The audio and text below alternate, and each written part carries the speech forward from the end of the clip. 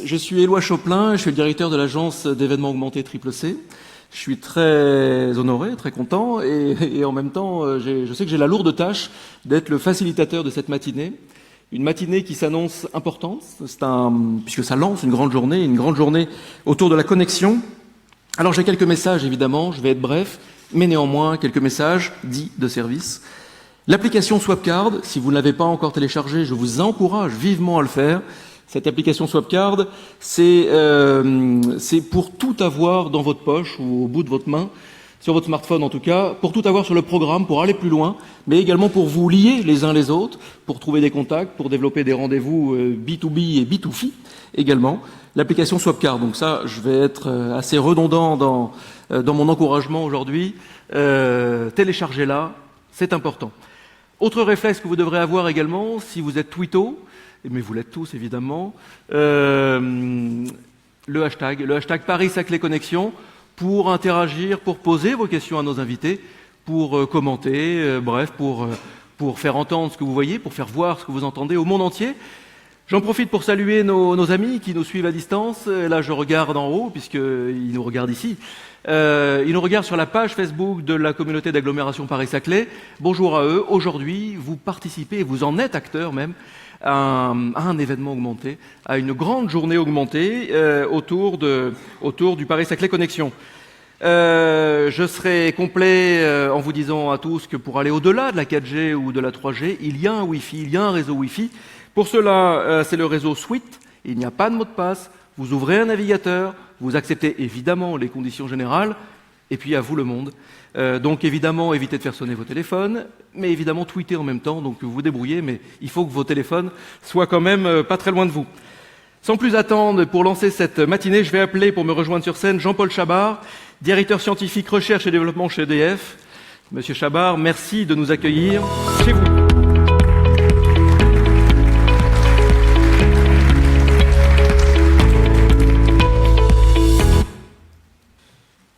Bien, bonjour à toutes et à tous.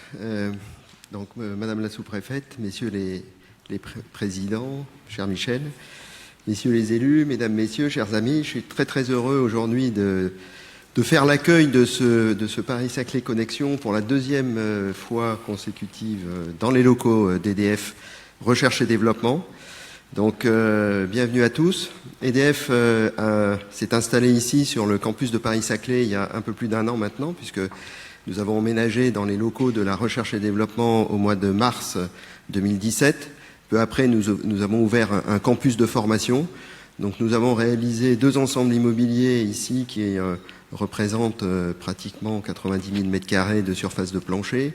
Nous avons 1300 chercheurs opérationnels depuis plus d'un an sur le territoire. Nous accueillons jusqu'à 600 à 700 stagiaires par jour sur notre campus de formation. Donc nous sommes aujourd'hui un acteur important du territoire de Paris-Saclay. Ce qui nous a attirés ici, c'est bien évidemment la capacité d'innovation et de recherche qui est en plein développement d'ailleurs du territoire, avec les établissements qui sont déjà sur ce territoire et ceux qui vont y être demain. Et donc aujourd'hui, dans le domaine de l'énergie, vous avez pu constater que les choses évoluent à toute vitesse, les technologies évoluent très très fortement, les prix baissent de façon considérable, que ce soit sur les batteries pour le stockage, sur les cellules solaires photovoltaïques. Il y a 2 ans, on n'entendait pas trop parler d'autoconsommation. Depuis, des décrets sont sortis. EDF a sorti une offre EDF et moi, et bientôt EDF et nous, pour l'autoconsommation en habitat collectif. Donc tout ça, il faut l'accompagner par de l'innovation. Et donc la recherche et développement d'EDF, c'est une entité qui est là pour finalement faire le pont entre les idées nouvelles, les innovations, celles qui naissent dans les laboratoires de recherche, celles qui sont portées par les start-up du territoire et les métiers d'EDF, et comment le faire plus efficacement qu'en étant au cœur de l'écosystème et complètement inséré à cet écosystème. Donc EDF R&D intervient sur en fait les 3 piliers du territoire, la formation, la recherche et l'innovation. On a 200 à 250 de nos chercheurs qui enseignent dans les écoles d'ingénieurs qui sont ou qui seront demain sur le territoire de Paris-Saclay. On intervient également dans les masters portés par l'université. On est acteur dans le domaine de la recherche avec des laboratoires communs avec pratiquement toutes les entités du plateau. On ouvrira à la fin de l'année 2017 un nouveau bâtiment pour accueillir les équipes de l'Institut solaire photovoltaïque, qui est un institut pour la transition énergétique dédié à la recherche sur les cellules photovoltaïques couche mince, qui est construit en partenariat avec d'autres industriels comme Total ou Air Liquide, ou encore des académiques comme le CNRS ou l'École Polytechnique. Dans le domaine de l'innovation, on a lancé un Innovation Hub en étroite interaction avec l'écosystème du territoire. On a ouvert un Data Innovation Lab qui est là pour rassembler l'ensemble des scientifiques de la R&D d'EDF qui travaillent sur les data sciences. Vous savez qu'aujourd'hui, on vit une révolution numérique avec le développement de l'intelligence artificielle qui impacte tous les métiers, dont ceux de l'énergie. Et ce Data Innovation Lab, il est en étroite interaction également avec tous les data scientists du campus de Paris-Saclay, qu'ils soient à l'INRIA, qu'ils soient à l'École Polytechnique ou ailleurs. Donc nous, on a voulu, en s'installant ici, créer un site qui soit dans l'esprit campus, qui soit un site en interaction avec l'écosystème, et il s'incarne par ce qu'on a appelé une zone ouverte. Donc vous êtes ici dans la zone ouverte du site EDF. Donc il n'y a pas besoin de badger pour rentrer dans cette zone. Cet amphithéâtre, bien sûr, très utilisé pour les besoins de la R&D d'EDF et puis EDF au sens large, mais on le met aussi à disposition de nos partenaires. On accueille aujourd'hui, on est très heureux, la 2e édition de Paris-Saclay Connexion. On y a également accueilli d'autres événements.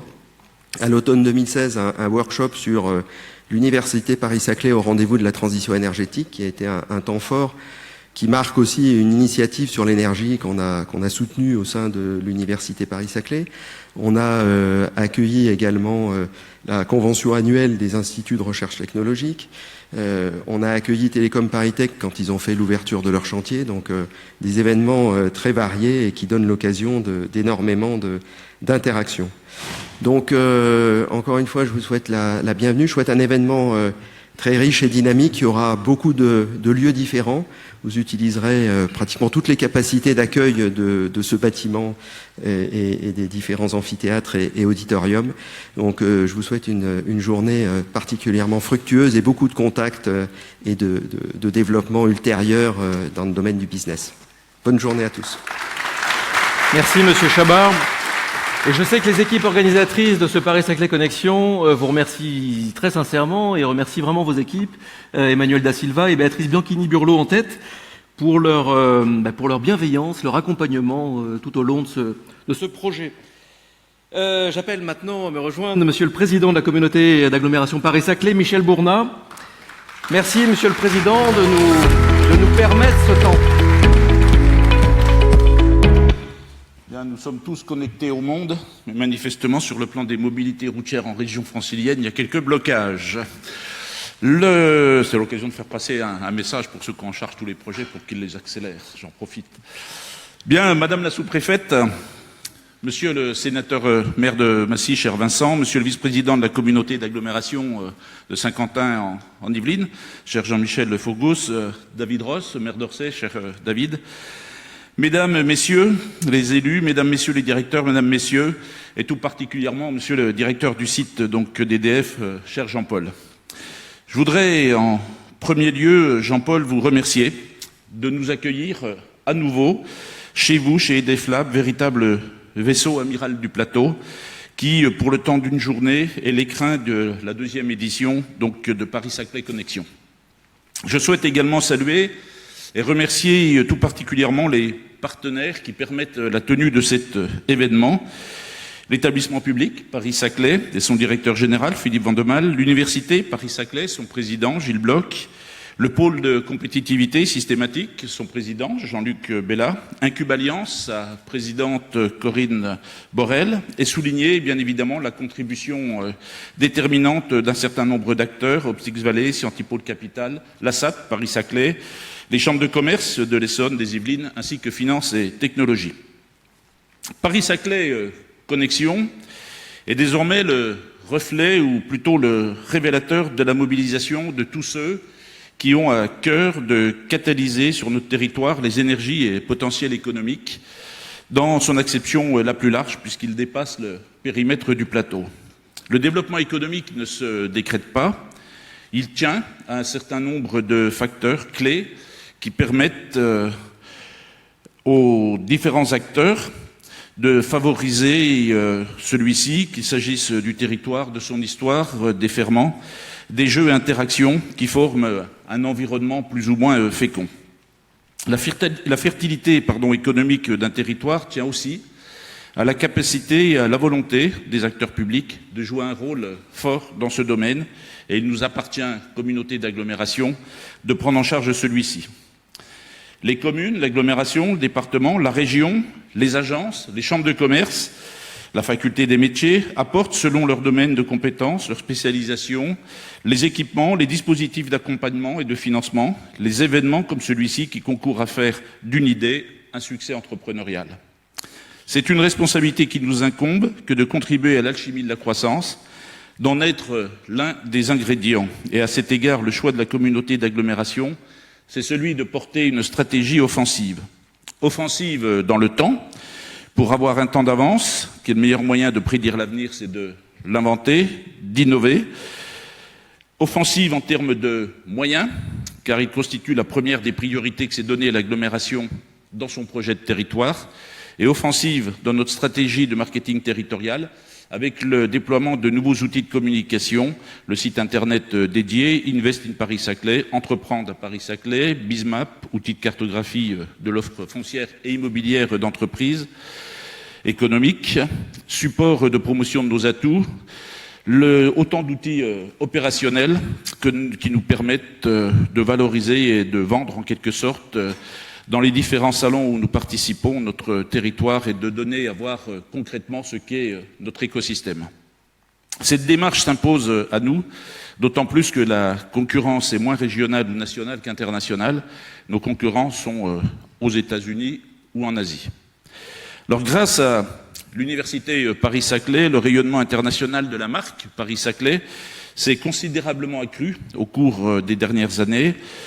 Et j'en profite pour souligner que depuis quelques mois, près d'une vingtaine d'accords internationaux avec des universités étrangères en Allemagne, en Chine, en Corée, en Australie, pour ne prendre que quelques exemples, ont été signés ou sont en passe de l'être. Et l'un des plus importants, le dernier, est celui signé avec l'université d'Osaka, donc au Japon. Tout cela, c'est remarquable, c'est considérable et exceptionnel. Et qu'importe en quelque sorte ceux qui jouent les Cassandres, les faits plaident la réalité d'une université de rang international. Et j'en profite pour souligner qu'une centaine de nationalités se côtoient dans le milieu académique, ce qui montre que le monde est à Paris-Saclay et vice-versa que Paris-Saclay a un rôle dans le monde.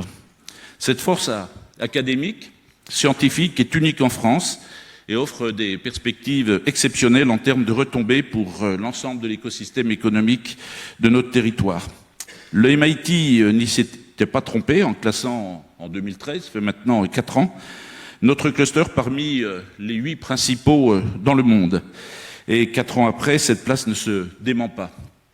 Vous tous écrivez cette histoire chaque jour, une histoire qui a commencé donc il y a plusieurs décennies avec l'implantation des premiers établissements scientifiques à proximité du site qui nous accueille aujourd'hui. Ce qui tente à démontrer que la place de l'excellence et de l'innovation est bien ici. L'histoire de Paris-Saclay, s'écrit et s'inscrit dans une géographie qui dépasse le cadre strict de notre agglomération. Elle s'étend sur les agglomérations de Saint-Quentin en Yvelines, de Versailles Grand Parc. Et de Massy à Versailles, les aménités que recèle Paris-Saclay sont de très grande qualité et uniques en Île-de-France. La qualité de l'environnement qui est le nôtre, les terres agricoles protégées ou le parc naturel de la vallée de Chevreuse, les infrastructures de mobilité existantes ou à venir, telles que la ligne 18, comptent tout autant que le prix du mètre carré de bureau. Ce sont des facteurs d'attractivité pour la captation des meilleurs talents scientifiques et des salariés, donc des entreprises. Au travers du déploiement de nos politiques publiques, dans le domaine crucial des mobilités, notamment au travers des politiques d'aménagement du territoire ou dans les programmes de requalification, de conversion de friches ou d'amélioration des infrastructures routières et du cadre paysager. La communauté d'agglomération investit massivement pour renforcer cette attractivité. Et l'appétence du territoire qui est le nôtre se vérifie régulièrement au travers de l'implantation réalisée ou en cours de grands groupes, Carrefour ou le Crédit Agricole à Massy, le Laboratoire Servier à Gif, Cotsco à Villebon, ou au travers d'investissements importants et stratégiques d'entreprises déjà présentes sur le territoire, comme Data4 à Marcoussis ou Lutac à Linas Montlhéry. Nous le répétons régulièrement, haut et fort, si j'ose dire, votre futur est ici. Et en étant ici, je pense, j'en suis convaincu, que vous êtes au bon endroit pour les décennies qui viennent. Si, dans le passé, ce territoire n'avait pas de trajectoire lisible, faisait donc l'objet d'ambitions morcelées, en quelque sorte, entre les différents établissements et collectivités, les choses ont changé au cours des dernières années. Paris-Saclay est désormais le nom d'une ambition devenue collective, d'un avenir commun, d'un potentiel hors norme, d'une véritable émulation, et les connexions sont réelles puisque les synergies aujourd'hui sont à l'œuvre et produisent des résultats. J'en veux pour preuve un seul exemple parmi d'autres. L'Innovation Center for Operation, le véritable laboratoire de l'usine du futur, appelé aussi l'usine 4.0, est le fruit d'une collaboration étroite entre un grand établissement d'enseignement supérieur qui va faire sa rentrée universitaire sur le territoire au mois de septembre, Centrale Supélec, et le Boston Consulting Group, dont je salue Jean Ferré, qui est le directeur général, et qui interviendra en fin de journée. Cet exemple permet à la France de disposer désormais, et depuis quelques mois, quelques semaines, à l'instar de l'Allemagne, d'une véritable usine-école sur la zone de Courtabœuf. C'est un formidable exemple pour notre pays que la démonstration qui est faite chaque jour ici. La capacité pour les acteurs de tous horizons, étudiants, chercheurs, enseignants, entrepreneurs, structures publiques ou parapubliques, de travailler ensemble, d'être associés, de fonctionner en réseau. Le monde de l'entrepreneuriat n'est plus déconnecté de celui des structures publiques, il s'interpénètre. Cela n'a pas toujours été le cas, loin s'en faut, et chaque semaine, les rues spécialisées, tout comme les quotidiens, nous en donnent, hélas, des exemples. Si la France a pour ambition de devenir, comme le souhaite le nouveau président de la République, la nation des startups, ce qu'il déclarait lors de la 2e édition de Viva Technologies il y a quelques jours, Paris-Saclay Connexion, comme l'ensemble de l'écosystème d'incubation et d'accompagnement porté par la communauté d'agglomération, a vocation à concourir à cette ambition. Je voudrais cependant rappeler que si les startups sont aux avant-postes de l'économie de demain, les PME et les grands groupes sont ceux qui aujourd'hui contribuent massivement à la création d'emplois et de richesses sur Paris-Saclay. Ce sont des partenaires de premier plan pour notre agglomération et nos efforts tentent également à leur offrir les meilleures conditions dans nos 60 zones d'accueil, dans nos 60 zones d'activité.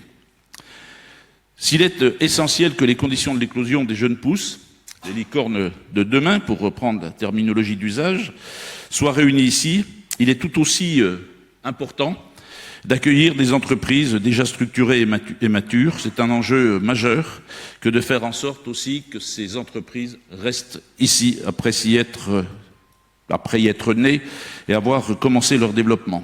Et c'est bien en conférant une haute valeur ajoutée à un territoire au travers de la qualité des acteurs présents, des filières qui s'y développent et de la notoriété d'une marque Paris-Saclay que cela donnera un résultat de choix qui ne devra rien au hasard parce que ce qui se fait ici n'aura pas d'équivalent.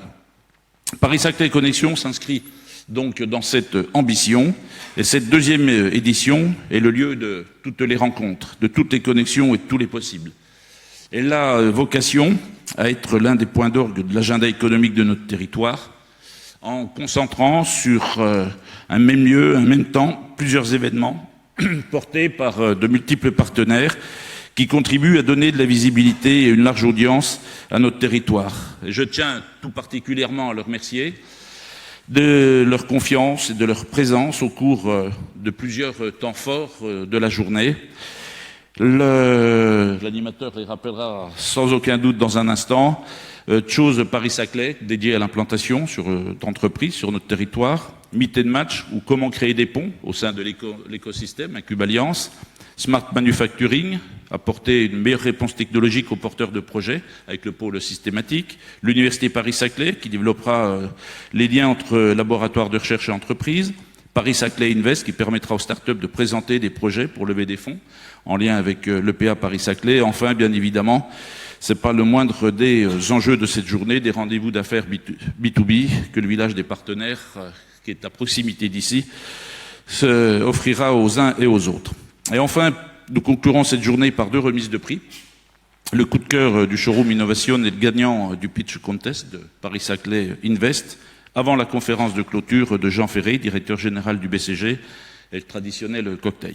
Durant cette journée, le cœur de Paris-Saclay va battre ici, chez EDF, et il ne manque pas d'énergie, cher Jean-Paul, que je remercie à nouveau au nom de chacune et chacun d'entre vous. Et je vous souhaite tout le succès espéré pour cette journée.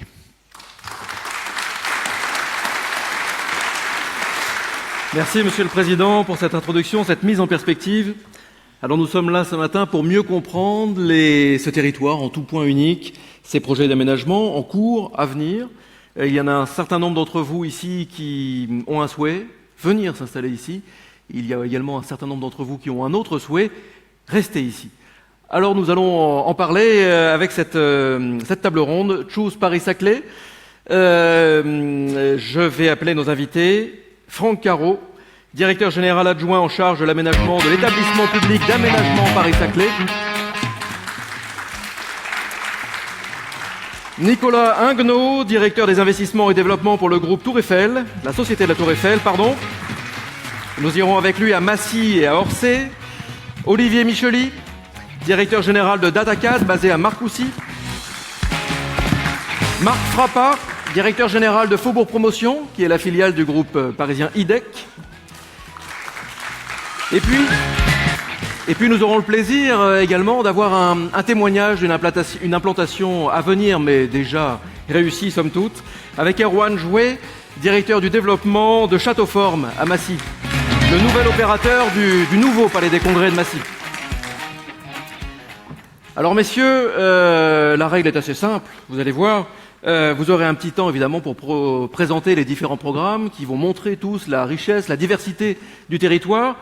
Et puis vous, dans la salle, n'oubliez pas, vous avez aussi un rôle, celui d'être actif, celui de vous emparer du hashtag Paris-Saclay Connexion sur Twitter, celui de commenter sur Facebook pour nos amis qui nous regardent à distance.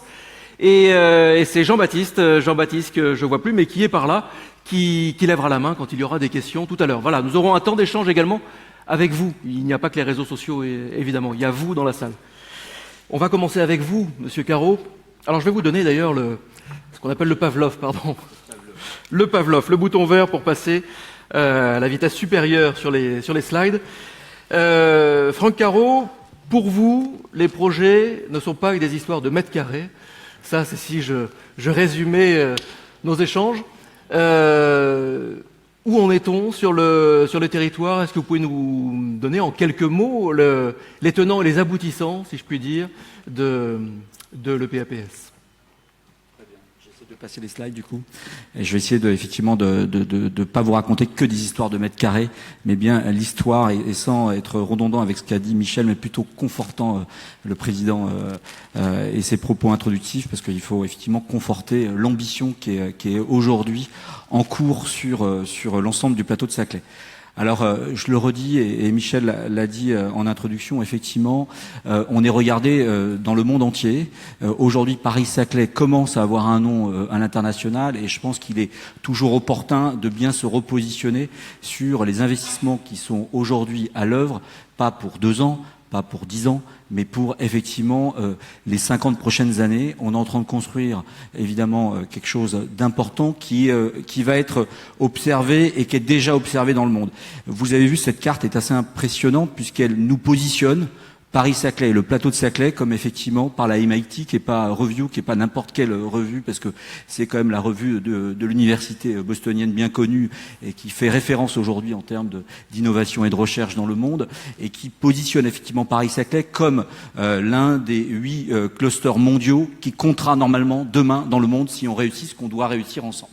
Et on pense sincèrement qu'on va réussir ça. Et pour ça, il y a des conditions. Il y a des conditions qui sont à la fois, effectivement, tout le dynamisme des acteurs locaux, des acteurs qui ne sont pas encore ici, mais qu'on va attirer avec vous, ensemble et collectivement, et tout le pari, et c'est extrêmement important, que fait l'État sur ce territoire depuis maintenant plusieurs années. Et pour cela, deux grands signes que l'État fait et investit lourdement, c'est évidemment la création de l'Université Paris-Saclay. Ce sont aujourd'hui une ambition folle, mais une ambition extrêmement aujourd'hui concrète, cohérente, même s'il y a de soubresauts, vous pouvez le lire ici ou là dans la presse, l'Université Paris-Saclay va se faire, elle se fait. Concrètement, vous voyez quand même les grues. Je suis encore passé ce matin comme vous en arrivant ici. Il y a une vingtaine de grues aujourd'hui sur ce plateau. Il y en aura 25, je pense, à la rentrée, 30 en début d'année prochaine. Ça veut dire que les choses sont concrètes. Centrale sur GIF, Moulon est livrée à la rentrée. Donc des étudiants arrivent très concrètement. L'IMT qui est juste en face, Institut Télécom, voilà. Donc, et historiquement, il y a déjà des étudiants. On n'est pas dans le désert des Tartares. Il y a déjà Polytechnique, il y a déjà Supélec historiquement. Donc on est sur quelque chose qui ne fait que se renforcer de jour en jour, de mois en mois.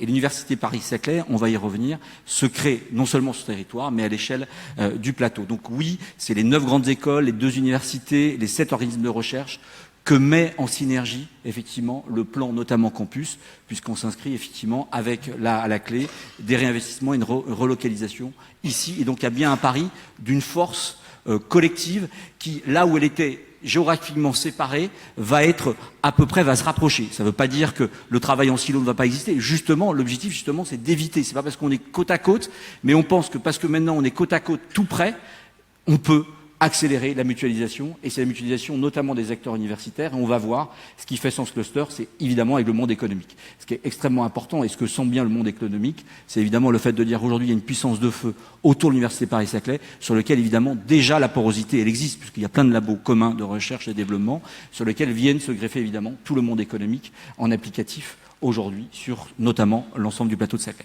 Deuxième point évidemment essentiel, puisqu'on est dans le cadre du Grand Paris, Paris-Saclay, c'est pas le terme effectivement permet au monde entier de bien positionner effectivement géographiquement où se situe Saclay. C'est le sud-ouest de Paris, très clairement. Vous l'avez sur cette carte-là. Et le pôle innovation à l'intérieur du Grand Paris, nous faisons bien, y compris dans la loi du Grand Paris, réaffirmé évidemment par l'ensemble des gouvernements successifs. Ce qui est très important à comprendre et très rassurant pour tous les acteurs, c'est quelles que soient les alternances politiques, il y a une confortation du projet aujourd'hui autour de Paris-Saclay. C'est-à-dire qu'on a eu des alternances politiques, mais il n'y a pas eu de remise en cause de ce projet qui est une ambition nationale très clairement positionnée aujourd'hui dans le temps. Du coup, évidemment, et là vous l'avez à l'échelle évidemment de ce qu'est Paris-Saclay, Michel Bornal l'a rappelé, c'est bien les 3 agglomérations aujourd'hui autour de la communauté d'agglomération Paris-Saclay, dont j'aime bien réutiliser aussi le terme, ici on est peut-être le vaisseau amiral du campus Paris-Saclay, et j'aime bien dire aussi que le campus Paris-Saclay est aussi le vaisseau amiral de Paris-Saclay aujourd'hui autour de l'opération d'intérêt national qui se joue évidemment sur ces 3 grandes agglomérations que sont Versailles-Grand Parc, Saint-Quentin aujourd'hui et évidemment la communauté d'agglomération Paris-Saclay sur lequel se trouve ce campus urbain sur lequel vous vous trouvez aujourd'hui, qui est un peu le vaisseau amiral, il est vrai aujourd'hui, de notre affaire. Tout ça pour vous dire que, évidemment, sans les investissements liés à l'Université Paris-Saclay, qui se chiffrent quand même en plusieurs milliards, en 2 ou 3 milliards, sans les investissements liés aux connexions, on voit bien qu'il y a des difficultés aujourd'hui pour arriver. On fait tout, et l'État fait tout en lien avec les collectivités pour améliorer évidemment ces connexions demain. 2024, c'est l'arrivée ici sur le plateau, juste à côté de la ligne 18. 2024, c'est demain à l'échelle évidemment des projets immobiliers. Ça arrive, c'est toujours un peu tard, mais ça arrive. On est là et on prévoit tout. Et sans cette fameuse ligne 18, on ne comprendrait pas le développement aujourd'hui de ce plateau.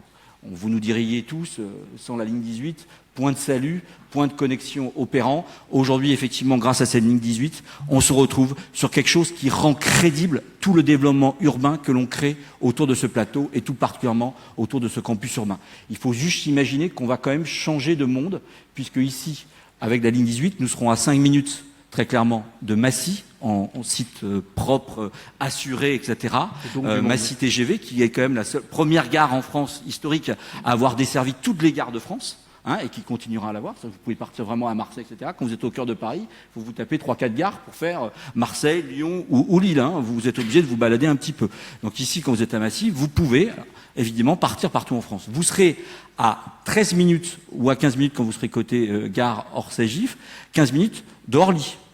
Et quand vous ferez le tour du plateau, quand on aura connecté à Versailles-Chantier, vous serez à peu près en 45 minutes de la Défense. 33 minutes, Satori, on va y revenir, qui est le deux autres pôles, ce qu'on appelle les clusters des mobilités entre Saint-Quentin et Versailles-Satori. Satori, à l'autre bout, sera à 33 minutes de la Défense. Ici, pour Satori, il faudra à peu près 13 minutes du plateau ici pour faire tout le tour du plateau en transport en commun. Ça change complètement le rapport, y compris aux grands centres de décision, aux grandes villes françaises et aux grandes métropoles, y compris européennes, voire internationales. Donc on est aujourd'hui dans une vraie connectivité qui s'opère, et sans ces deux investissements que sont lourds, que sont l'Université de Paris-Saclay, avec des investissements très lourds de l'État, et sans évidemment toute cette connectivité liée notamment à la ligne 18, qui sera connectée, vous savez, à la ligne 14, qui vous ramènera en 45 minutes au cœur de Paris à Châtelet, en simplement un changement autour d'Orly, vous ne comprenez pas, en tous les cas, les gens ne trouvent pas ça crédible aujourd'hui, si ce n'était qu'une histoire de TCSP, de transport en site propre. Voilà. Et c'est pas ça qui est aujourd'hui, qui est investi évidemment sur le plateau, c'est bien l'ensemble qui est aujourd'hui vendu. Si on se ramène évidemment au campus urbain, que j'appelle rapidement un peu vaisseau, un peu amiral, pour reprendre l'expression de Michel Bournat. On est évidemment, vous voyez, le campus urbain, c'est toute cette frange sud du plateau. C'est un lieu qui est à la fois absolument merveilleux, on l'a dit, d'un point de vue environnement. La lisière sud qui vous donne, qui est une lisière boisée, protégée, qui est extrêmement qualifiante, extrêmement forestière aussi, donne quand même une qualité naturelle assez remarquable sur ce plateau. Vous savez, et là aussi, il y a une volonté très claire et affichée de l'État en lien avec les partenaires locaux de préserver tout le cœur du plateau par une ZPNAF, ce n'est pas rien pour nous, c'est une zone naturelle de protection agricole et forestière décrétée en Conseil d'État, ce qui est en termes d'assurance aujourd'hui environnementale, c'est-à-dire qu'on préserve vraiment les bordures nord du plateau, du campus urbain, pardon, donc on va créer une vraie porosité, c'est tout l'objectif de lien avec ce monde agricole qui va persister et qui va évidemment exister tout en maintenant évidemment ce développement autour du campus urbain qui lui est en plein essor. Vous avez vu donc les grues qui sont juste en face. Rappeler quelques chiffres qui sont quand même assez importants, qui font juste simplement le campus urbain. Vous savez qu'ils sont essentiellement concentrés sur 3 villes, mais il y a quelques villes qui viennent un peu en bordure, mais les 3 villes concentrées, c'est d'ouest en est, Gif, Orsay au cœur et Palaiseau à l'est. Et vous avez évidemment aussi concerné Saclay au nord, Saint-Aubin à l'ouest, bordure ouest de ce campus urbain, et un peu dans la vallée, Bure-sur-Yvette. Mais c'est concentré sur ces trois principales communes que j'ai citées en premier. On y développe pour l'instant, et là je commence à parler de mètres carrés, et c'est que maintenant que je commence à parler de mètres carrés, rien que, et sans parler de Corbeville, qui, vous savez, fait l'objet, compris, qui est candidate à l'exposition universelle, qui est un peu la partie centrale de ce campus urbain, sans parler de Corbeville, et simplement en parlant de la ZAC dite de Moulon, qui est sur la commune d'Orsay et de Gif, et la ZAC dite de Polytechnique, qui est sur la commune principalement de Palaiseau, on développe actuellement, ZAC arrêté, 1,7 million de mètres carrés, répartis selon les mètres carrés que vous voyez juste en dessous, en 600 000 mètres carrés de développement économique, qui est notre objet principal, 546 000 mètres carrés complémentaires d'enseignement supérieur, en plus de ce qui existe, en plus de ce qu'il y avait sur Polytechnique, de ce qu'il y avait sur notamment Supélec, 452 000 mètres carrés de logements et 86 000 mètres carrés, on va dire environ 100 000 mètres carrés de services d'équipement et commerce. Et ce qui est important de rappeler ici, c'est que non, on ne fait pas qu'une zone d'activité. on fait un campus urbain. Et on ne fait pas non plus qu'un campus universitaire où il n'y aurait que des étudiants. On fait la ville, y compris ensemble et main dans la main avec les collectivités, sur ce plateau. Et ce serait une erreur d'imaginer qu'on fait un truc monofonctionnel. On fait véritablement, à travers la programmation que vous avez sous les yeux, un campus urbain. Et c'est l'essence même de ce qui est produit aujourd'hui et de ce que l'on vend, y compris en charge foncière, évidemment, à tous les acteurs. Alors, le campus urbain, c'est vraiment toute la diversité de tous ces métiers différents, tous ces on secteurs croit, différents. on fait le pari ensemble, et c'est un peu le pari qui a été posé, y compris dans le cadre de l'opération d'intérêt national, et qui est demandé à l'établissement public d'aménagement que je représente aujourd'hui de développer. C'est effectivement de ne pas faire qu'un campus purement étudiant. Au regard des enjeux y compris, on se dit aujourd'hui qu'il faut brasser les fonctions. La notion de cluster, déjà, y répond en grande partie.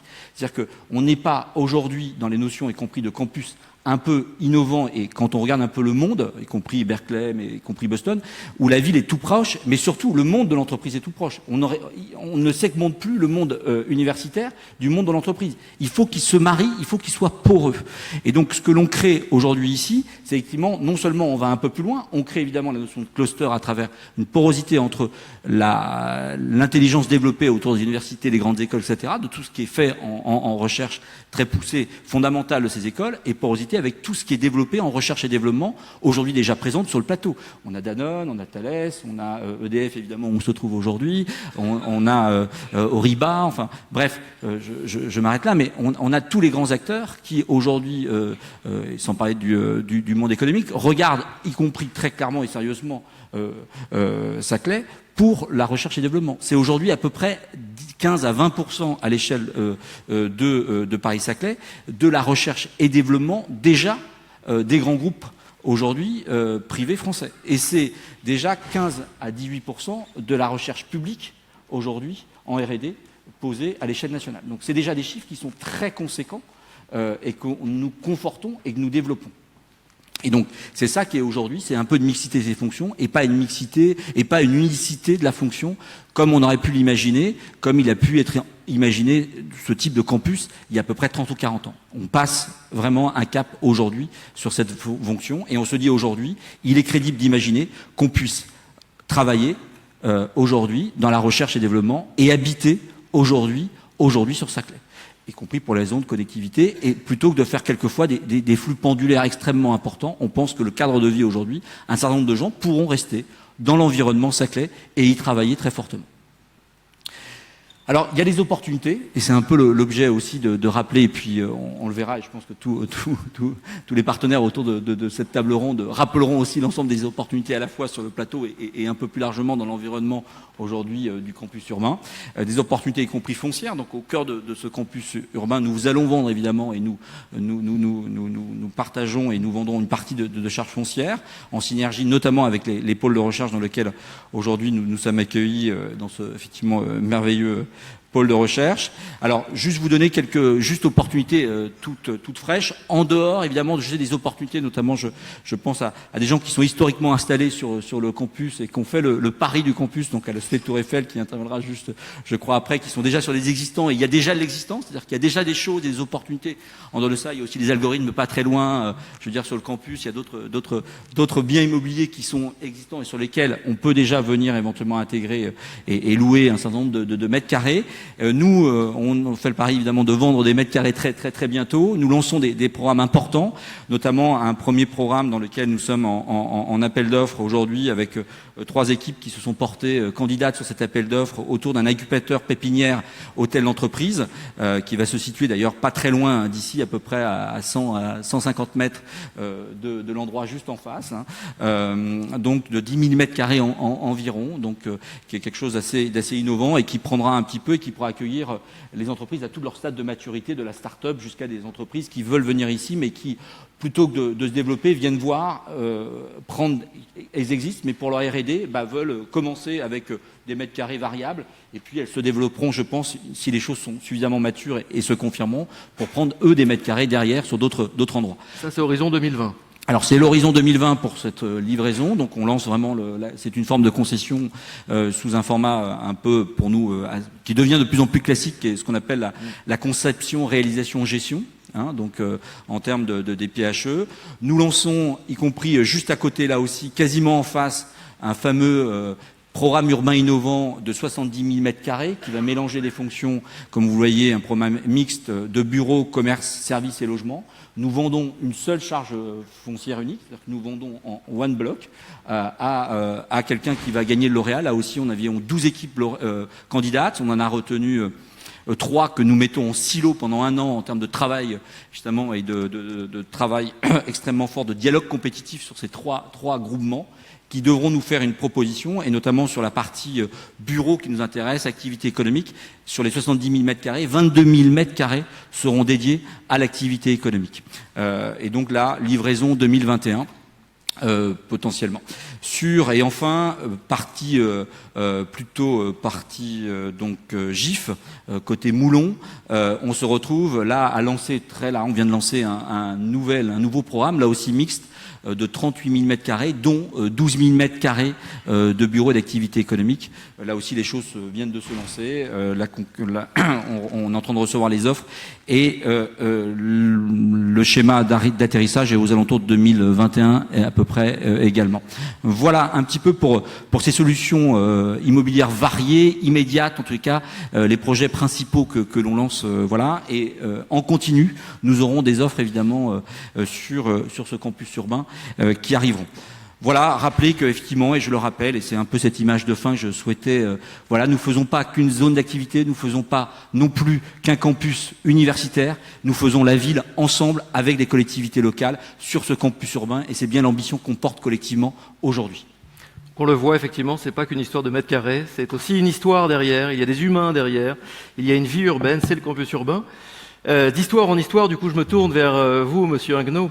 Nous passerons tout à l'heure, notez bien vos questions, vos points, également sur Facebook et Twitter, bien sûr. Nous aurons un petit temps tout à l'heure, un temps d'échange. Nicolas Ingnaud, donc nous avons raconté, c'était important, cette histoire sur le territoire. Vous, la Société de la Tour Eiffel, vous avez également une histoire. Oui, tout à fait. Les slides vont revenir, bien sûr, on va s'en affranchir. Vous connaissez bien votre histoire. Pour l'histoire de la Tour Eiffel, tout le monde la connaît. Mais en effet, notre société porte le nom de Société de la Tour Eiffel, qui est donc la société qui a construit le monument que tout le monde connaît. C'est la vraie Tour Eiffel, c'est pas juste un nom que vous avez pris comme ça. Non, c'est pas juste un nom qu'on a pris comme ça. Donc c'est une société qu'on a rachetée il y a de ça maintenant 15 ans et qu'on a cotée. Donc on est une société cotée et dont le premier président donc aura été Gustave Eiffel. Et donc nous, on s'inscrit, ça claque. Ouais. Ça c'est pas mal. Ouais. En plus, ça a d'autant plus de résonance que si jamais on a l'exposition universelle, on aura un super clin d'œil à l'histoire sur Orsay. Donc voilà. Donc nous, on est donc un partenaire, une société cotée, donc qui s'inscrit dans la durée. Voilà, on n'est pas du tout le profil de promoteur immobilier. Nous, on est là et notre société et nos actionnaires, on est soutenus par la SMA BTP. On s'inscrit dans la durée. Donc quand on va développer nos projets, on va les développer et les conserver. Et les conserver pendant 20, 30, 40 ans et les faire muter. Donc aujourd'hui, on a à peu près un patrimoine de 1,2 milliard d'euros répartis à 90% en Ile-de-France. Donc on veut vraiment faire de Société de la Tour Eiffel la foncière du Grand Paris. On a 70 millions de loyers et des centaines de locataires. Et je dois reconnaître, il faut rendre à César ce qui est à César, mon ancien patron. Gustave Eiffel ou l'autre? Non, l'autre, qui est un Anglais. Donc, comme quoi les Anglais connaissent parfaitement la France, c'est pour ça qu'ils aiment bien venir en vacances. Il avait trouvé dans le site de Massy et dans le site d'Orsay 2 sites qui allaient accompagner la mutation de la société française. Et nous, on a commencé à acheter l'ancien site d'Alstom à Massy. Et on a vu la réussite de cette ville de Massy. Je dis pas ça parce que monsieur le sénateur est là, mais ça a vraiment été un changement. On s'est cru à Las Vegas et on le voit aujourd'hui ici, cette succession de grues. Les transports, en fait, c'est l'alpha et l'oméga de l'immobilier. Aujourd'hui, tu parlais de cette ligne 18, mais cette ligne 18, elle va avoir le même effet que le TGV pour le reste de la France. C'est le fil rouge du développement. C'est le fil rouge du développement. Et on le voit aujourd'hui, les territoires qui souffrent, ce sont les territoires qui ne sont plus connectés. On le voit dans les entreprises ont beaucoup de mal à recruter, car la voiture est un petit peu mis de côté aujourd'hui par les jeunes générations, et les geeks, ils n'ont pas envie de passer 2 heures dans les transports en commun, dans les voitures. Ils veulent tous les matins, c'est pas tous les encore vu, matins, voilà. tout le temps. Donc on a vraiment une révolution, et le défaut de transport, c'est un handicap au recrutement des jeunes générations. Donc il faut vraiment être irrigué par ces transports. Donc c'est les 2 sites de Massy et nous de Orsay. Oui, voilà, vous avez 2 zones. Voilà, on a 2 zones. Donc on a un premier projet aujourd'hui qui est à Orsay. Donc on est déjà implanté, comme tu le disais, on a un parc aujourd'hui qui fait 17 000 m², qui est plein à 95%. Même si on n'a pas les transports, il y a, comme tu disais, un tissu ici aujourd'hui qui fonctionne. Mais ce parc, il a quand même plus de 30 ans, et notre objectif, c'est de le redynamiser et de le redévelopper. Et donc, on travaille étroitement avec le PAPS, la ville d'Orsay, la CPS, pour justement accompagner ce renouveau. Et aujourd'hui, on est donc prêt à déposer un permis de construire sur ce projet qui fait 13 000 m² de bureaux, avec des services, restaurants, conciergerie, etc., pour répondre justement à cette demande. Donc, on vise à la fois des PME, mais aussi quelques grandes sociétés. Donc, on aura un immeuble qui sera plus un immeuble siège, et un immeuble qui sera très modulaire pour répondre justement à ces startups qui, en fait, aujourd'hui ont toujours besoin d'un petit local d'activité, et puis de quelques mètres carrés de bureaux, et puis après plus de bureaux, un peu moins d'actifs. Donc on veut pouvoir répondre dans la modularité de ces immeubles à cette demande-là. Donc dépôt de permis en juillet, on l'espère, et une livraison 4e trimestre 2019. Donc évidemment un bâtiment qui sera HQE excellent. Donc on remplira tous les critères de modernité et d'exigence des utilisateurs. Donc voilà, on a mis quelques petites images d'ambiance, et donc après vous voyez ici en rouge, c'est le métro, et le tour du champ, comme on aime bien le dire. Voilà, c'est les 17 000 m² du parc Orsay existant. Donc avec la première tranche qui se situe sur le terrain aujourd'hui vierge qui est au milieu du parc. Donc évidemment, on a aussi nous à cœur de mettre plusieurs grues sur ce site très prochainement. Que de grues dans les prochaines années. Exactement, ouais, voilà.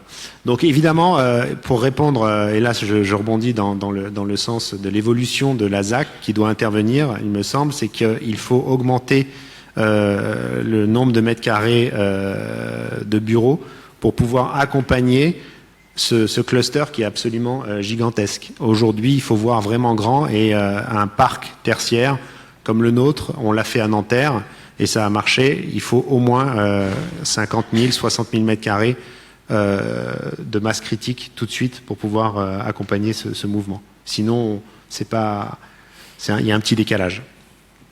Donc voilà, on a un petit plan de masse qui résume assez bien l'ambiance et le futur de notre parc. Donc on a beaucoup travaillé sur les transparences et la porosité avec les équipes de l'EPAPS. Donc on se retrouvera avec nous on est très attachés à cette ambiance de campus urbain. Donc il faut qu'il y ait certaines porosités et que les gens puissent circuler au travers du parc, au moins de façon piétonne. Mais il faut aussi conserver à l'idée que parfois on a des utilisateurs qui ont des activités sensibles, et une certaine sécurité est aussi importante dans la recherche. Après, on a donc notre projet de Massy. Donc là, on est un petit peu plus avancé puisque Massy, on est implanté sur un ancien site d'Alstom qu'on a racheté en 2004. Et donc là, on a fait un clé en main pour Alstom de 17 000 m².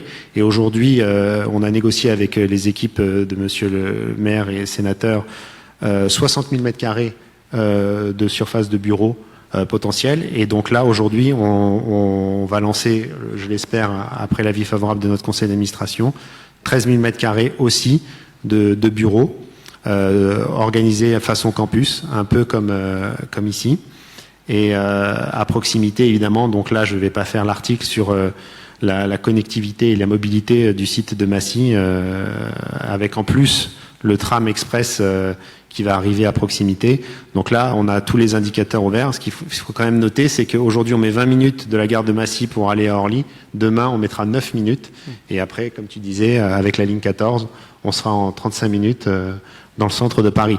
Donc là, ces transports, ça va totalement changer le monde et le monde des utilisateurs. Parce qu'aujourd'hui, je me mets à la place d'un grand groupe. Nos loyers, on est à 200 € plus du mètre carré de bureau. Là où vous êtes dans Paris intramuros, ça a 350 €. C'est une offre qui se regarde pour un directeur immobilier d'un grand groupe. Il va se poser la question de savoir, mais avec cette connectivité-là, pourquoi j'irai pas m'implanter à 20 ou 30 minutes de transport en commun. Donc là, on va vraiment offrir une vraie alternative.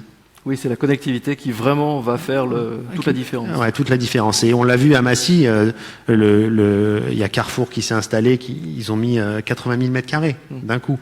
Donc nous, on a eu Alstom, et donc il y a CGG Veritas. Donc tous ces grands groupes-là ont décidé de pérenniser leur implantation, ou alors il y a eu un véritable appel d'air qui a été réalisé. Donc voilà. Merci. En gros, notre stratégie, c'est celle-ci. Voilà. Merci Monsieur Ingnaud. Nous allons nous diriger vers Marcoussis, ou plutôt vers Olivier Micheli. Olivier Micheli, directeur général de Faubourg Promotion. Alors, un mot sur Faubourg Promotion pour démarrer. Data 4. De Data 4, bien sûr. Faubourg Promotion, nous y reviendrons avec Marc Frappa. Je crois que c'est après. Il fallait bien. Et Olivier bonjour. Micheli, un mot sur Data 4, du coup. D'accord. Bonjour à toutes et à tous. Alors, Data 4 et pas Faubourg Promotion, nous sommes un opérateur. Marcoussis, ceci étant. Nous sommes un opérateur de data center, le plus gros opérateur français de data center. Notre métier est de financer, construire et puis opérer des data centers pour des sociétés qui souhaitent externaliser leurs données dans des centres qui sont construits à l'état de l'art et aussi opérés à l'état de l'art. Alors, nous, la société a été créée fin 2006. En fait, c'était une co-entreprise entre Alcatel et Colony Capital, qui a racheté le site d'Alcatel de Marcoussis pour le transformer en campus numérique. Et la proposition Data4, dès le début, était justement de construire des data centers afin de toujours rendre disponibles et accessibles les données des entreprises. Et l'entreprise s'est plutôt bien développée, puisque en 10 ans, nous avons fêté nos 10 ans la semaine dernière. Vous venez de les fêter, oui. Exactement, ça a été un bel événement et je reconnais plein de visages qui étaient présents la semaine dernière. En 10 ans, nous avons construit 14 data centers, dont 8 en France et 6 à l'international. Et on est devenu un des plus gros acteurs en France et à Paris. Et l'entreprise est partie à l'international en 2013, où nous avons répété le modèle, donc développé Data 4 à Milan en Italie, et nous avons racheté une société au Luxembourg. Donc nous sommes présents dans 3 pays. Et nous venons de réaliser une belle opération de financement, 250 millions d'euros, afin de continuer à nous développer sur nos 3 territoires, et notamment en France, puisque nous souhaitons construire plusieurs data centers, mais aussi aller sur d'autres territoires en Europe pour consolider le marché. Parce que je ne sais pas si vous connaissez un petit peu le marché du data center, mais en ce moment, il y a une grosse concentration au niveau des acteurs, puisque c'est très capitalistique. Et donc, il y a un intérêt certain à se regrouper et avoir la surface la plus importante. Et l'objectif est de devenir un des acteurs clés en Europe pour plus tard partir sur d'autres territoires, enfin sur d'autres continents, que ce soit en Asie-Pacifique ou aux États-Unis.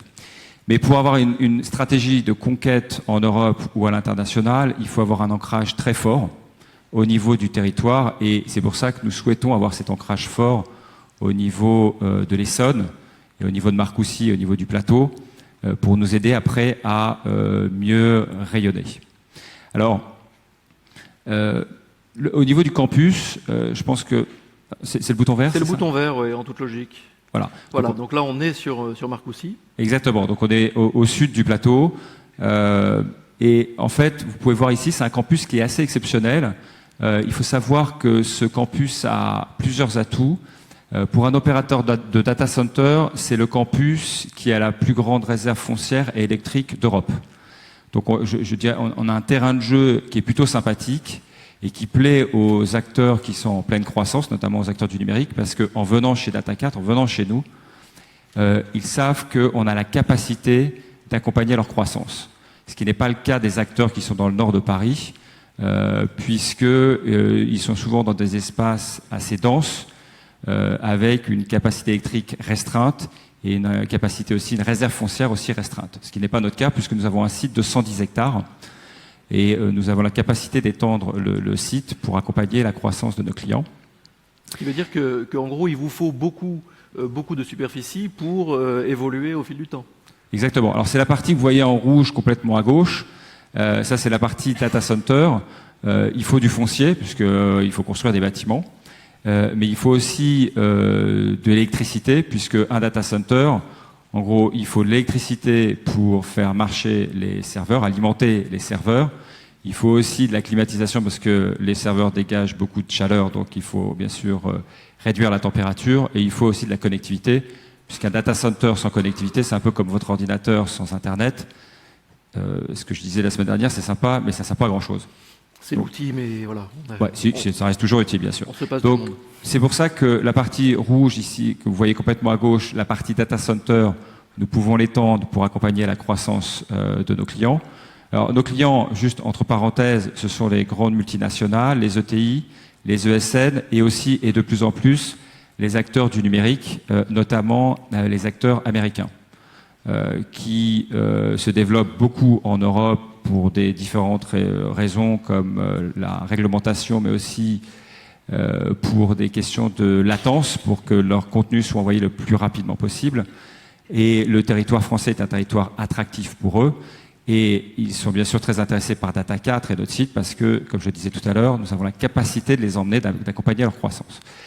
Donc vous avez la partie data center et en fait ce campus que nous avons inauguré en même temps que nos 10 ans la semaine dernière est un campus un peu particulier, est un vrai campus sécurisé fermé, mais qui marie 4 espaces. Vous avez l'espace de data center, vous avez la partie centrale qui est un espace de bureau où nous accueillons des centres de R&D, le CNRS par exemple est présent, mais vous avez d'autres labos de recherche présents.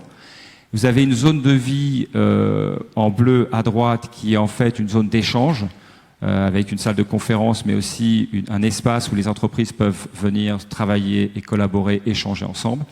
Et enfin, la partie complètement en bas, qui est une zone sportive, pour permettre aux collaborateurs qui travaillent sur le campus de faire du basket, de faire du foot, etc. Un campus. Un vrai campus, exactement.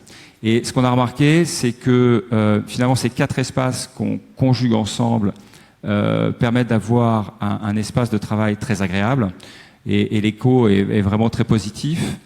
Et les acteurs américains qui viennent chez nous, à chaque fois qu'ils entrent sur le site, ont l'impression de retrouver les campus un peu à l'américaine qu'ils ont l'habitude de voir aux États-Unis, et l'impact est quand même très fort. Donc c'est pour ça que on est très content d'avoir réussi cette transformation du site, comme j'ai pu décrire. Donc là, vous voyez la partie data que j'ai pu décrire avec les data centers. Alors souvent, on parle souvent des data centers de manière assez négative dans la presse.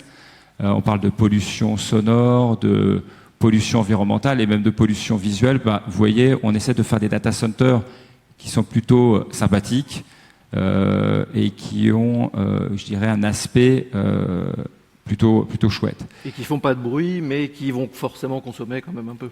Alors, ils consomment. Alors, ils font un peu de bruit, ça c'est sûr, mais après, bon, on a différents systèmes pour limiter le bruit. Par contre, ils consomment beaucoup d'électricité, mais il faut savoir que c'est un secteur qui est très innovant.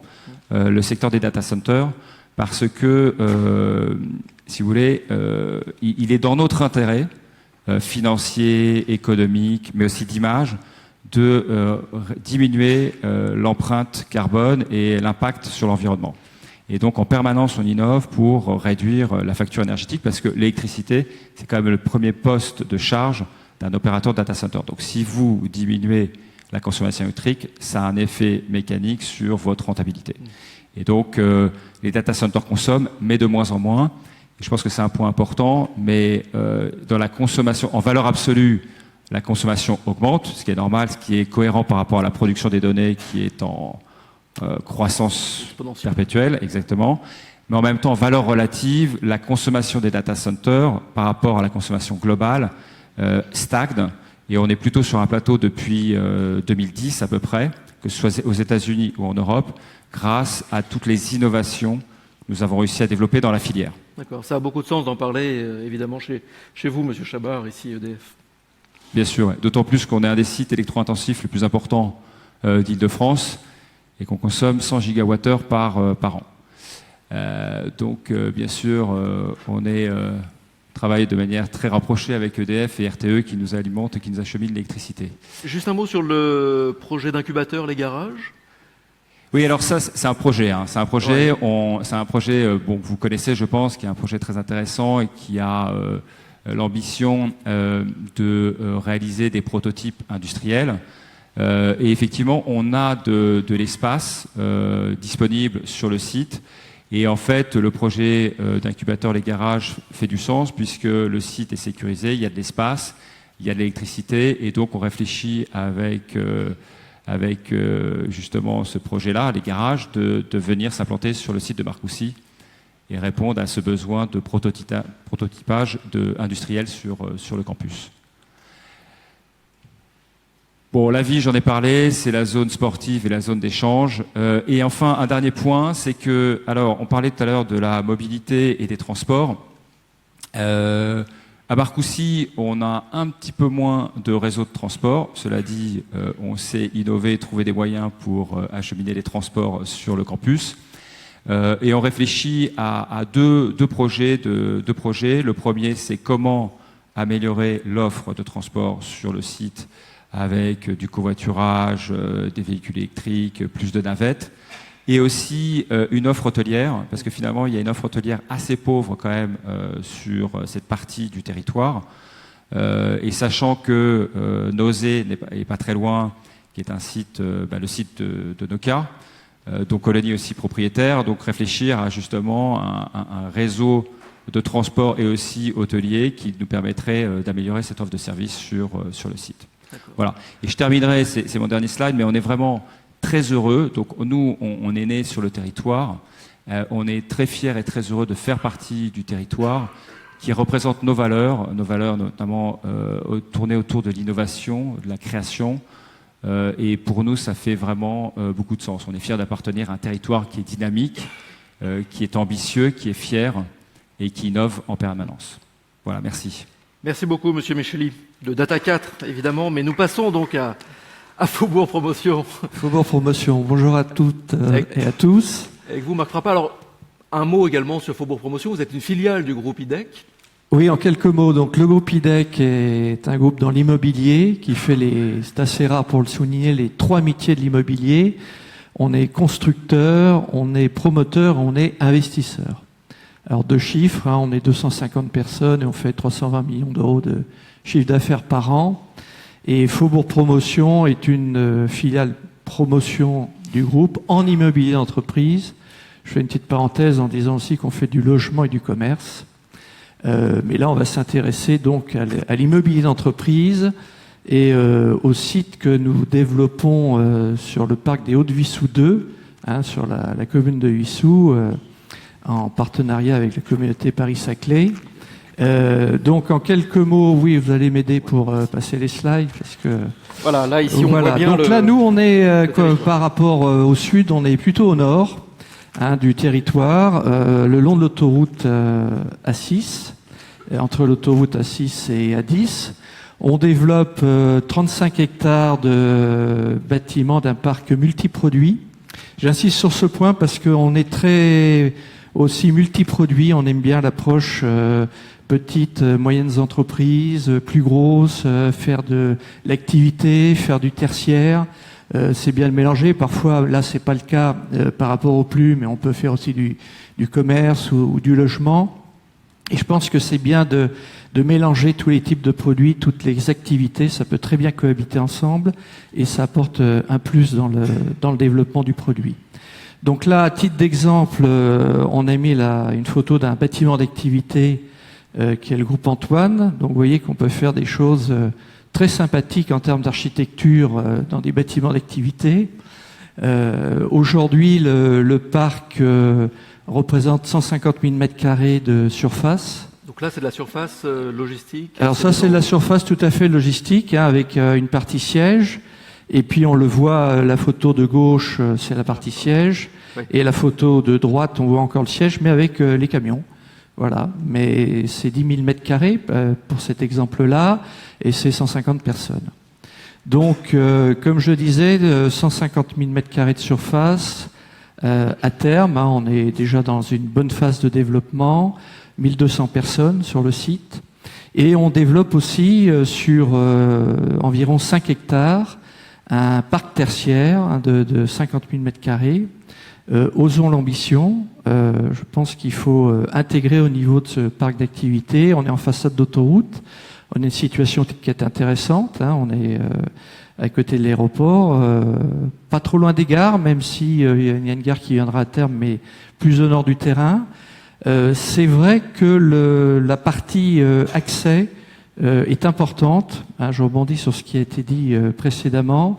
Bien souvent, on fait les accès après l'implantation des bâtiments ou l'avenue des gens pour voir comment ça se passe et on adapte. Il faut être patient. Et il faut être patient. Et encore une fois, je pose un constat. Hein, je suis pas là je sais bien que tout ce qui est infrastructure, à la fois routière ou transport en commun, coûte très cher. Mais on a eu quelques cas, nous, avec notre petite expérience de parc où, je dirais, les accès au sens large et les transports étaient présents. Et on a eu un dynamisme commercial très important qu'on a moins quand on n'a pas les accès qui sont là, ou au moins les transports qui viennent à terme.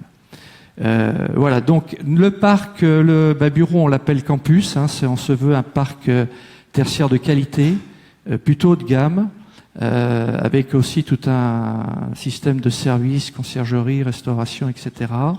Et qu'on peut mettre... alors ça, c'est aussi une de notre spécificité. Nous, on est capable de vendre ou de louer. On propose les deux, on rentre pas dans un schéma prédéfini. On est plutôt à s'adapter à la demande. Et on peut, en effet, en particulier au niveau tertiaire, il y a beaucoup d'offres locatives. On l'a fait aussi. Mais on se dénote par le fait qu'on fait de l'offre à l'acquisition et ça peut intéresser certains de nos utilisateurs. D'accord. Donc je suis une entreprise de n'importe quel secteur. Ce qui peut m'intéresser chez vous, au-delà de la mobilité et de pouvoir y aller, c'est pouvoir faire du stockage, pouvoir avoir une plateforme, pouvoir rapidement m'échapper. Exactement. Alors l'intérêt de ce terrain, c'est qu'on est proche des autoroutes. Et qu'on est proche de Paris. Donc ça aussi, ça joue beaucoup sur le développement de ce type d'activité en logistique. Et puis je dirais en bureau, on a une façade autoroutière, on a aussi des accès, des transports, même s'ils ils peuvent s'améliorer. On propose un parc de qualité, une offre un peu différente, à des prix aussi qui sont bien inférieurs à ceux qu'on a dans Paris. Et ça aussi, ça peut être déterminant pour des entreprises qui, au travers d'un parc avec tous les services, peut aider des aires adaptées au travail, etc., même des parties un peu sportives, etc., avoir un véritable lieu de vie pour s'installer. Merci Monsieur Frappat. On reviendra sans doute tout à l'heure sur chacun de vos territoires, évidemment, avec vos questions, les questions sur Twitter, les questions de nos amis sur Facebook. Et je me tourne vers le dernier qui n'a pas pris la parole, Erwan Joué. Mais vous êtes l'observateur, vous êtes témoin finalement de ce qui se passe sur le territoire, parce que vous êtes le dernier arrivé, et dans une activité dans laquelle on ne vous attend pas, puisque vous êtes directeur du développement de Châteauforme. Châteauforme, alors on va quand même revenir sur ce qu'est Châteauforme, si je pense qu'on est nombreux ici à connaître les services 5 étoiles qu'offre Châteauforme, mais je vais vous laisser développer peut-être. Je vous remercie. Alors là, je crois qu'il y a une petite erreur sur cette slide parce que Châteauforme aujourd'hui, ce n'est pas 25 sites résidentiels, mais bien plus. Mais vous n'arrêtez plus. On n'arrête plus, en effet. Mais enfin, bon, pour autant, c'est qu'on est victime de notre succès, c'est plutôt bon signe. Bonjour à tous et à tous. Donc le groupe Châteauforme, juste deux petits mots pour ceux qui ne nous connaissent pas encore. Je dis bien encore parce que vous devriez venir. C'est véritablement un leader aujourd'hui dans l'organisation de séminaires pour les entreprises. Donc on travaille énormément sur le B2B et très peu sur le B2C. Bien qu'avec le Palais des Congrès, on le deviendra peut-être un jour. Pour autant, nous disposons d'une soixantaine de sites, en fait, en France, mais aussi en Allemagne, Espagne, Italie, Espagne, je l'ai dit, voilà, enfin, tous les pays limitrophes, en fait, de la France, mais principalement avec un fort développement à Paris et dans le Grand Paris aujourd'hui. C'est-à-dire que l'on dispose de belles demeures, de châteaux, ou alors d'hôtels particuliers en plein cœur de la ville, dans lesquels on organise et on reçoit toutes les entreprises qui sont désireuses d'y organiser des séminaires, avec ou sans hébergement. Tous les cadres ont des souvenirs Châteauforme. Je l'espère. Ça veut dire que la magie Châteauforme existe encore et perdurera. En plus de ça, nous avons racheté un groupe qui s'appelle le groupe Eurosite fin 2016, dans lequel nous avons pu bénéficier des sites très événementiels que sont la Salle Wagram, les salons Georges V, les Docks de Paris ou encore d'autres sites sur lesquels on peut organiser de très beaux événements. Et puis le Palais des Congrès Paris-Saclay, donc qui se trouve à Massy, juste devant les gares RER B, C, TGV, et puis à la jonction des autoroutes. Enfin bref, on a vu pas mal de plans, donc je ne vais pas vous les remontrer. Vous savez situer Massy mieux que moi. Et en tout cas, nous sommes très contents et excités d'ouvrir ce nouveau Palais des Congrès à la fin de l'année, voire au 1er janvier 2018 au plus tard. Au 1er janvier 2018. Revenons peut-être un tout petit peu en arrière. Qu'est-ce qui vous a pris comme ça? Est-ce que c'est une rupture ou est-ce que c'est une transformation logique pour vos métiers d'aller occuper un lieu et investir ce lieu et vous occuper de ce lieu complètement? Alors je pense qu'il y a le goût du challenge Châteauforme qu'on a toujours relevé et qui est véritablement l'excitation d'ouvrir et d'investir des sites dans lesquels on ne nous attend pas forcément. Et vous verrez qu'au cours de l'année 2017 et 2018, nous aurons également d'autres ouvertures là où vous ne nous attendez pas forcément. Il y avait aussi cet attrait sur le Grand Paris, on ne va pas s'en cacher, c'est clair qu'aujourd'hui Châteauforme ne joue pas que dans la capitale et bien loin de là, puisque comme je vous l'ai dit, on dispose de nombreux sites en banlieue, proche banlieue. Et puis il y a Paris-Saclay, ce plateau qui est, comme vous l'avez dit, et puis d'ailleurs je vous en remercie parce que vous parlez de faire venir des entreprises, donc moi aussi je vous encourage à les faire venir, parce que si elles viennent, bien évidemment, elles vont devoir échanger, se réunir, se regrouper et qui plus est, utiliser le Palais des Congrès. Donc oui, il y a eu une étude de marché qui a été menée. Il est clair qu'aujourd'hui, Paris-Saclay, c'est vraiment un pôle très attrayant, à la fois pour les entreprises, les grandes écoles, on l'a vu, on le sait. On a vu aussi pour tout ce qui est start-up, incubateurs et autres. Donc il y a un fort potentiel, parce que même si toutes les entreprises, vous évoquiez tout à l'heure le groupe Carrefour, qui s'est implanté vraiment sous les fenêtres du Palais des Congrès, ou alors le Palais des Congrès s'est implanté sous leurs fenêtres, à savoir, pour autant, ils ont, comme ici, un très bel auditorium, ils ont des salles de réunion, des lieux d'échange, mais ils n'en ont jamais assez. Et il s'avère que lorsque je fais faire des visites de chantier aujourd'hui du Palais des Congrès, eh bien, tous nous disent, ah bah voilà, vous avez le super potentiel. On n'a pas un auditorium qui est forcément plus grand que celui-ci, puisqu'il fait 600 places. Donc vous voyez, ici on est sur 700. C'est à peu près pareil. Ouais. C'est à peu près pareil. Pour autant, on a des espaces que l'on appelle chez Châteauforme de convivialité, dans lesquels on organise des lieux d'échange, des pauses. Nous avons une dizaine de salles de réunion qui sont toutes à la lumière du jour. Et un point aussi très important, c'est modulable, parce que la modularité aujourd'hui, c'est véritablement ce que recherchent nos clients. C'est-à-dire que tous les sièges, les tables peuvent bien évidemment être évacués de chacune des salles et recréer des grands espaces, puisque toutes les cloisons sont là aussi amovibles. Et puis on dispose d'un hall d'exposition qui est de 1000 m². Alors vous allez me dire 1000 m², qu'est-ce qu'on peut y faire? Eh bien on peut y réaliser de nombreuses expositions, des stands, mais aussi des dîners, des festivités. Et pourquoi pas donc ouvrir ce Palais des Congrès également le week-end pour y accueillir des manifestations culturelles, concerts et autres. Voilà, tout un gros programme. Tout un gros programme.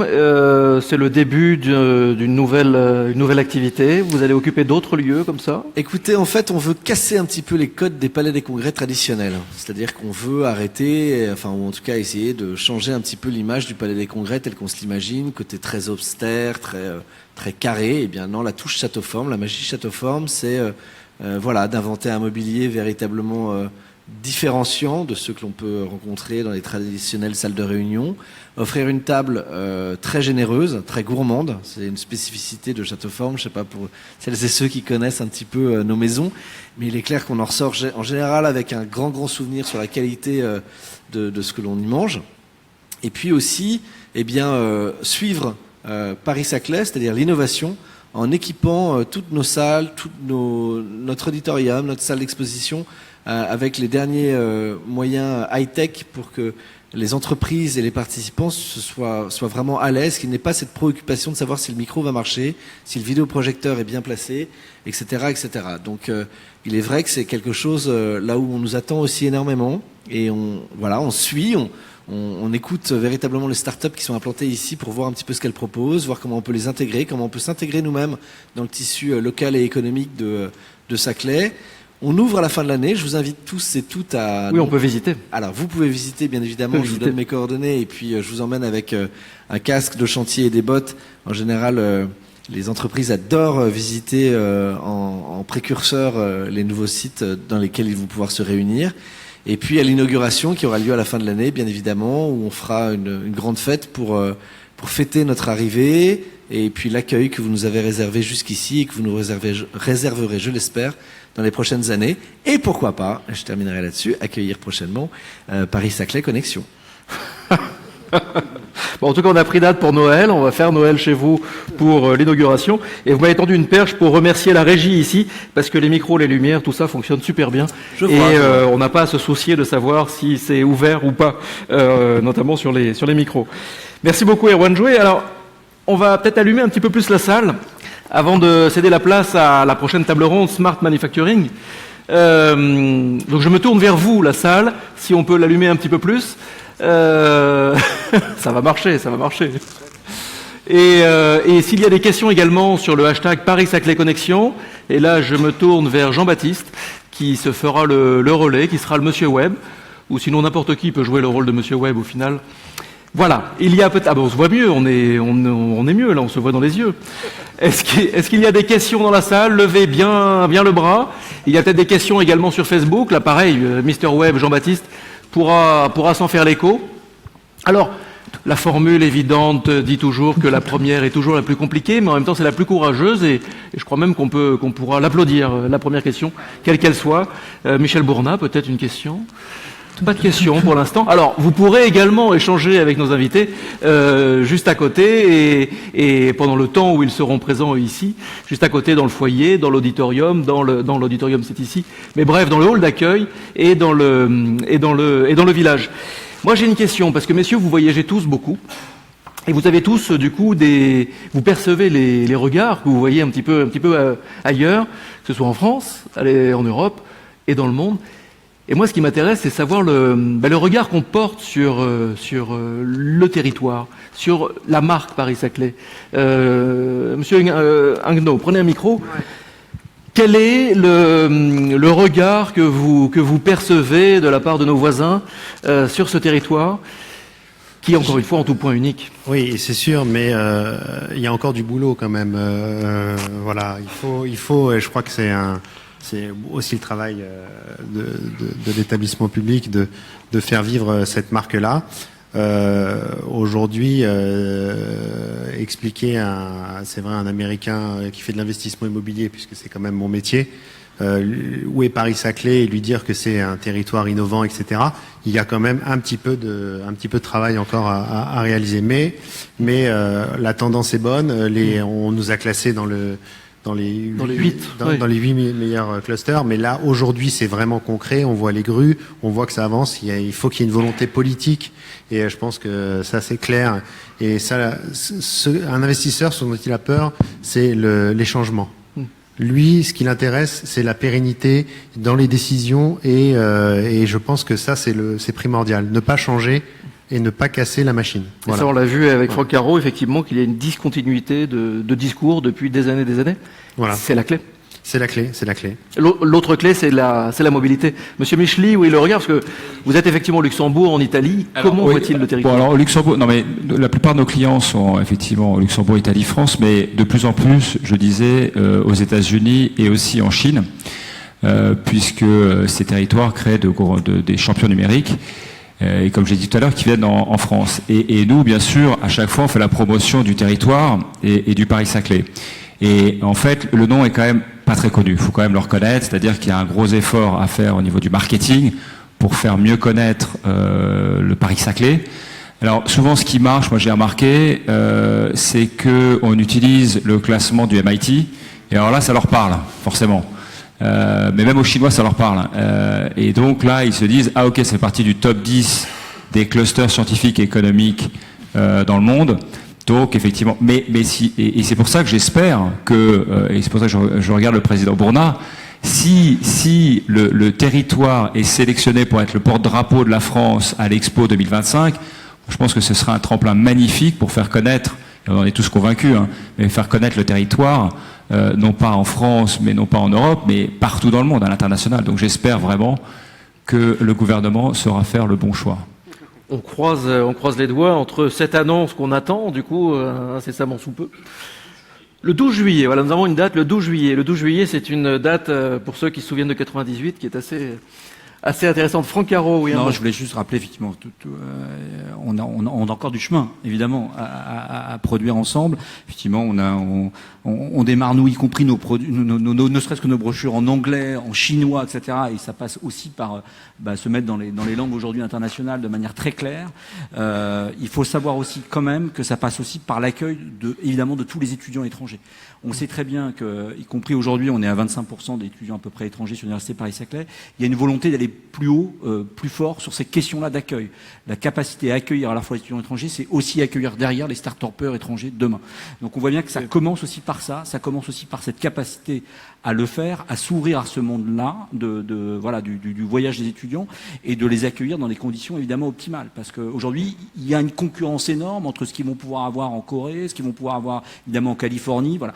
Donc on est dans ce jeu concurrentiel extrêmement fort et ça commence aussi par un très très bon accueil des jeunes qui, derrière, auront envie de développer et de rester sur le territoire. C'est créer les meilleurs souvenirs pour les jeunes qui seront les moins jeunes je de demain crois. et qui reviendront, du coup.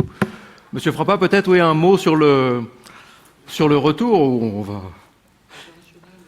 À l'international, non. Est-ce qu'il y a des questions dans la salle? Des questions, des commentaires? Jean-Baptiste, sur les réseaux, peut-être? Je dis Jean-Baptiste, mais je ne sais pas où il est, mais là, je tourne la tête comme ça. Mais personne ne lève le bras parce que tout le monde réserve sa petite question derrière pour aller prendre un café avec chacun d'entre vous. Merci beaucoup, merci messieurs d'avoir joué le jeu de cette présentation. Merci à vous dans la salle d'avoir joué effectivement le jeu, et vous sur Facebook, d'avoir joué le jeu de de ce petit voyage sur le territoire. Je vous rappelle évidemment les infos clés du jour, n'est-ce pas? Ce n'est pas fini, ce n'est que le début d'une grande journée. Toute la journée, vous verrez des tas de facettes pour montrer la richesse et la diversité du territoire et cette vision très horizontale que nous avons vue ensemble. Le hashtag Paris-Saclay Connexion, c'est toute la journée. L'application Swapcard, c'est toute la journée aussi. Téléchargez-la vraiment, parce qu'avec cette application Swapcard, vous pourrez voter également pour vos coups de cœur du showroom de l'innovation qui est derrière dans le foyer, mais vos coups de cœur également du pitch contest qui aura lieu cet après-midi à partir de 14h dans les amphis. Ceci étant, il faut s'inscrire, hein. Là, il y a beaucoup de monde. À tout à l'heure, merci. Smart Manufacturing va prendre le relais d'ici 20 petites minutes. Et puis, vous regardez le programme. Il y a également Meet and Match. Il y a un Cube Alliance qui est à côté. À tout à l'heure, merci. Ou à tout de suite sur les réseaux. Merci.